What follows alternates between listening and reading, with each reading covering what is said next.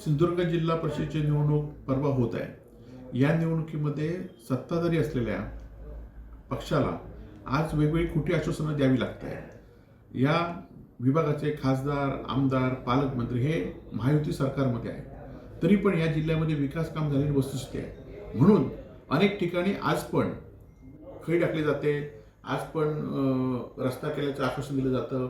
नाबार्ड सारखा एक प्रोग्राम जो अजून मंजूर व्हायचा आहे।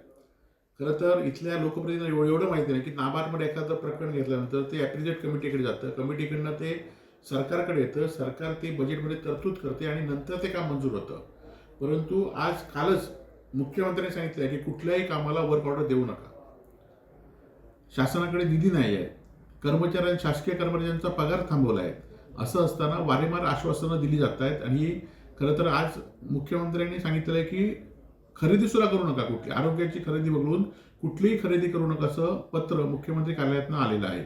असं असताना हा रस्ता करू, तो रस्ता करू, हे ब्रिज करू अशी खोटी आश्वासन देण्याचं काम हे सत्ताधारी मंत्री आणि इथले आमदार करतायत। माझी मतदारांना विनंती आहे की खरं तर यांच्याकडे 4.5 वर्षापेक्षा जास्त सरकार यांचं आहे। असं असताना ही कामं का झाली नाहीत आणि आता निवडणुकीच्या वेळी ही कामाचं आश्वासन का दिली जात आहेत, निवडणुकीच्या वेळीच काहीतरी खोटं पत्र का दिलं जात आहे, हा खरं तर प्रश्न आहे।